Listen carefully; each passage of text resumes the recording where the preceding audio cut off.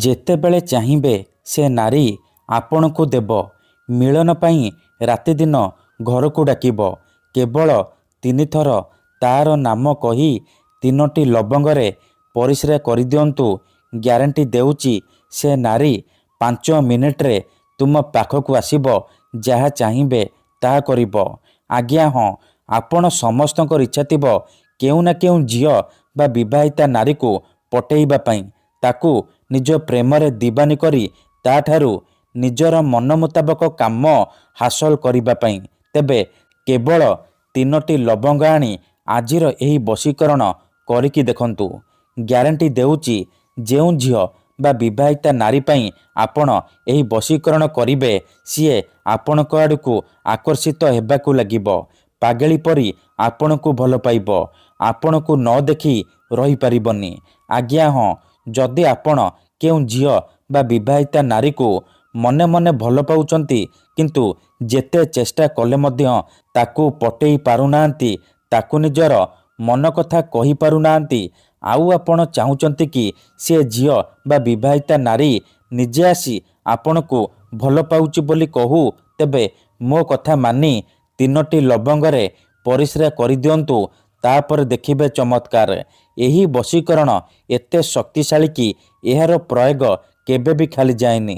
ଯେଉଁ ଝିଅ ବା ବିବାହିତା ନାରୀ ଉପରେ ଆପଣ ଏହି ବଶୀକରଣ ଗୋଟିଏ ଥର ପ୍ରୟୋଗ କରିଦେବେ, ସିଏ ନିଜେ ଆସି ଆପଣଙ୍କ ସହିତ କଥା ହେବ, ଆପଣଙ୍କୁ ଭଲ ପାଉଛି ବୋଲି କହିବ। ଯେଉଁ ଝିଅ ଆପଣଙ୍କୁ ଧୋକା ଦେଇଛି, ଆପଣଙ୍କ ନମ୍ବର ବ୍ଲକ୍ କରିଦେଇଛି, ଅନ୍ୟ କାହାକୁ ଭଲ ପାଉଛି, ତେବେ ମୋ କଥା ମାନି ଆଜି 3ଟି ଲବଙ୍ଗରେ ପରିସ୍ରା କରିଦିଅନ୍ତୁ। ଗ୍ୟାରେଣ୍ଟି ଦେଉଛି ସେ ଝିଅ ଯେତେ ଦୂରରେ ଥିଲେ ମଧ୍ୟ ରାତିଦିନ ଆପଣଙ୍କ କଥା ଭାବିବ। ନିଜେ ଆସିବ, ଆପଣଙ୍କର ପାଦ ତଳେ ପଡ଼ିବ, ଆପଣଙ୍କୁ ଭଲ ପାଉଛି ବୋଲି କହିବ। ଏହି ବଶୀକରଣ ସାହାଯ୍ୟରେ ଆପଣ ଶାଶୁ, ନଣନ୍ଦ, ଦିଅର, ଭାଉଜ କାହାକୁ ବି ନିଜ ବଶରେ କରିପାରିବେ। ତା'ଠାରୁ ନିଜର ମନ ମୁତାବକ କାମ ହାସଲ କରିପାରିବେ। ସିଏ ଆପଣଙ୍କୁ କୌଣସି ପ୍ରକାର ବାଧା ଦେବ ନାହିଁ। ଯାହା ଚାହିଁବେ ତାହା କରିବ।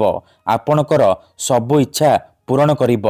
ତେବେ ଏହି ବଶୀକରଣ ଆପଣ କିପରି କରିବେ, କେମିତି କରିବେ, ଏହାର ପ୍ରୟୋଗ ବିଧି କ'ଣ, ମୁଁ ଆପଣଙ୍କୁ ଶିଖେଇବି।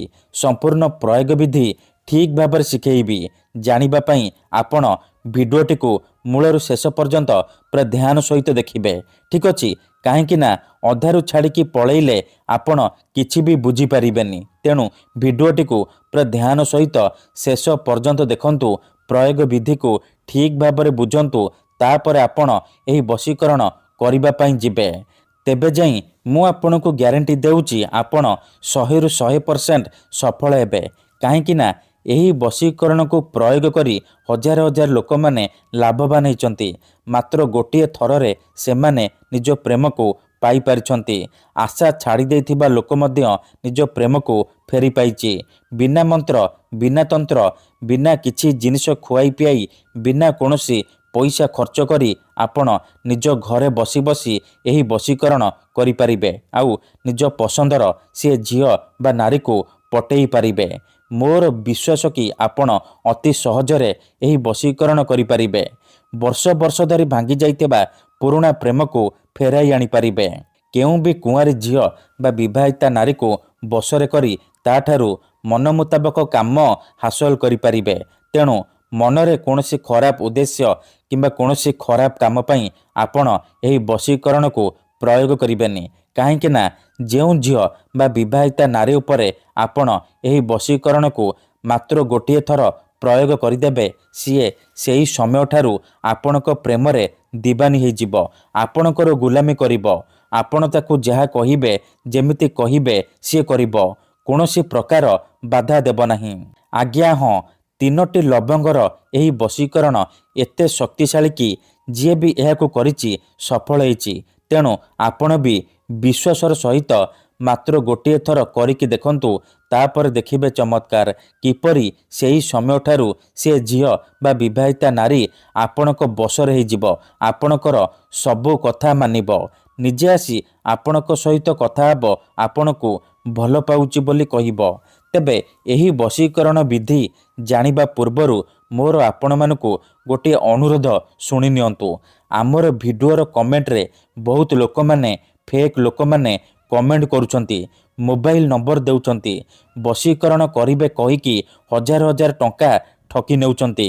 सेमाने एते मात्रारे कमेंट करुछंती कि आपणकर कमेंट ता भितरे हजि जाउची आउ आमे आपणको रिप्लाय करि पारुनु। एथिपई आपण आमको क्षमा करिबे आउ कमेंट बॉक्स रे दिया जाउथिबा फेक मेसेज आ मोबाइल नंबर रो रिप्लाय दियंतु नाही, काहेकि ना सेमाने बशीकरण करिबे कहिकी आपणकर पैसा ठकी नेबे। तेणु आपण वीडियो देखंतु, निजे चेष्टा करंतु, किंतु एही सब ठकामी रे पड़ंतु नाही।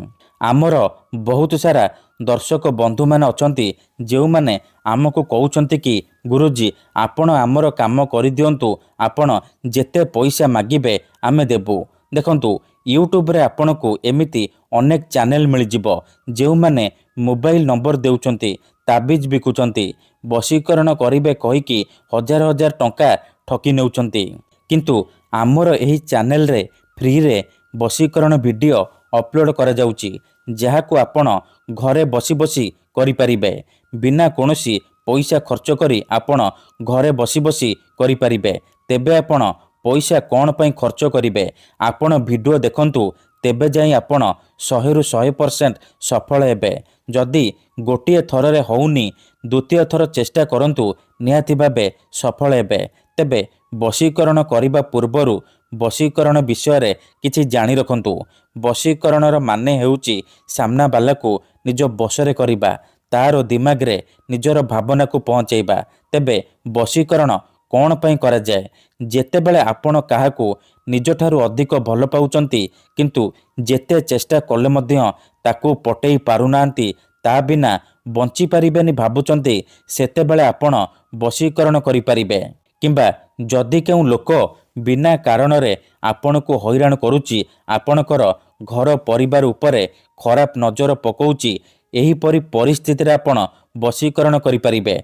काहेकि ना केते थर एमिति हेइथाए कि आमर शत्रु पैसा रे आउ शक्ति रे आमठारु बलवान हेइथाए, आउ आमे चाहिकी भी तार किछि करि पारु नाहु। एही परि परिस्थिति रे आपण बशीकरण करि पारिबे।